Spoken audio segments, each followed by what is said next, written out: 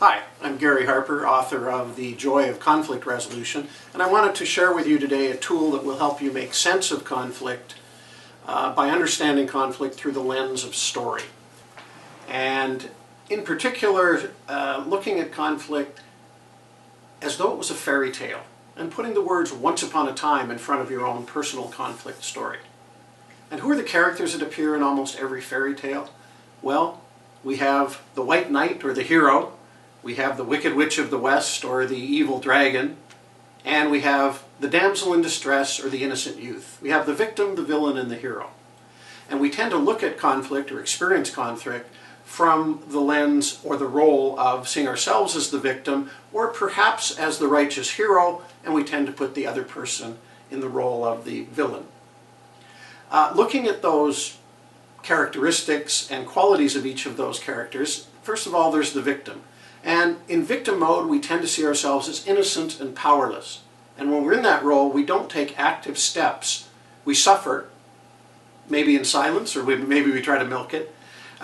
We ended up suffering. We don't take active steps to move out of our, get our needs met or move out of that role. We might move into hero role, which is more aggressive in terms of standing up, righting the wrong, and we come there from a point of I'm right, they're wrong, and I will do what it takes for justice to be served as the hero.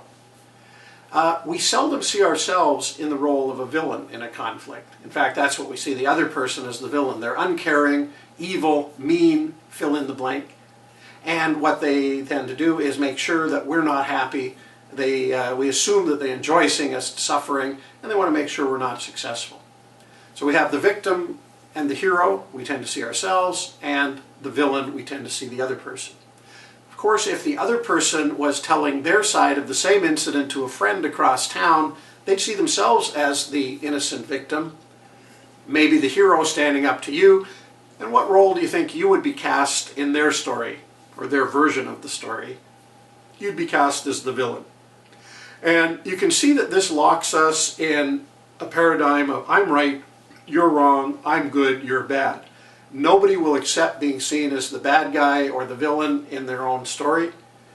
It usually results in defensiveness. They feel like the victim, and people can actually chase their tail around the roles of this triangle.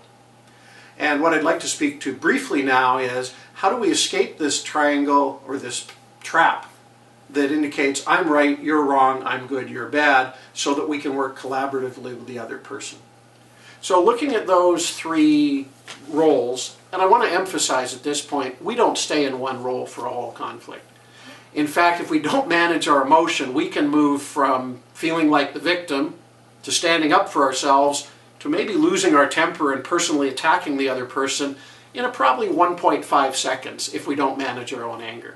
So these aren't necessarily roles that are stagnant. We move throughout them in a conflict.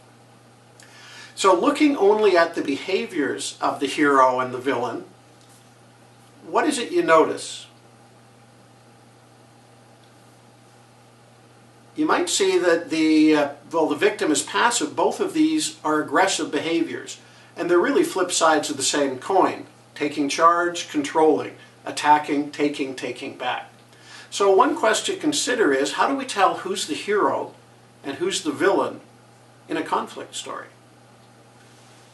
And there's two answers to that from my perspective. One is it depends where are we on the triangle and how do the behaviors of the other person impact us. So if somebody is on our side, whether they are our manager, a union rep, or just a friend, and they are aggressively standing up for us, we see them as the hero. If we're on the receiving end of that same behavior, we would tend to see them as the villain. So the role of hero and villain to me are flip sides of the same coin, and they're not set in stone. They're very much a matter of perspective. The other aspect that can be very helpful in terms of understanding the hero and the villain is the culture in which the conflict occurs. And by that I mean organizational culture.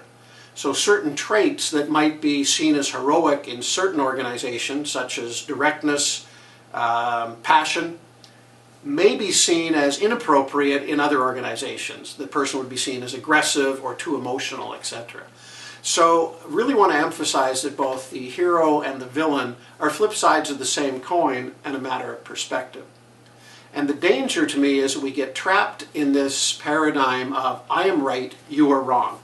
I am good, you are evil. It's very difficult to resolve a conflict when we're coming from that perspective. So what I would hope to offer with you, as we would see in the next slide, is how do we move off the triangle and play a different game, which would be one of collaboration or partnership against the problem. To me, the first step is in escaping the triangle is to realize that we're on it. And even just asking ourselves the question, where am I on the triangle? How am I feeling? Can allow us to move to what I call observer mode rather than being caught up in one of those roles. Secondly, and most importantly, is how do we separate the person from the problem? And what I mean by that is describing the problem in terms of behaviors, because certainly we deal with behaviors that are neither acceptable nor appropriate, or in terms of interests or needs. What's important to me and why? And similarly, to find out what's important to the other person and why. Some specific ways to escape the characters or the places on the triangle would be, if we feel like a victim, to me, assertiveness is how do we stand up for ourselves without knocking the other person down or making them the villain.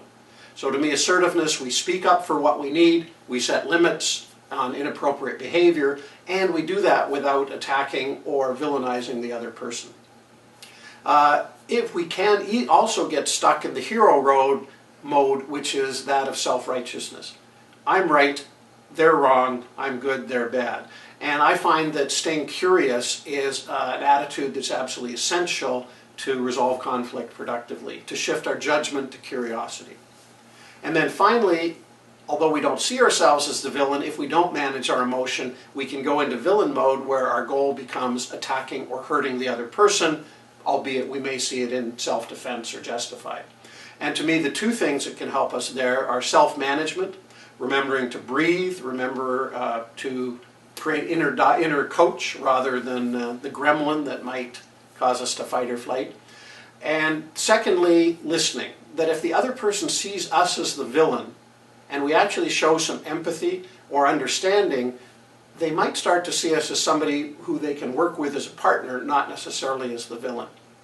So essentially those would be some of the common skills and the attitudes that can assist us to escape the trap of victim, villain, hero in the drama triangle and allow us to work with the other person as a partner against the problem, move forward, and hopefully reach resolution. So I'm hoping this short discussion has provided you with food for thought and a lens through which to make sense of your own conflicts so you can move through them and experience the joy of the resolution of the conflict. Thanks.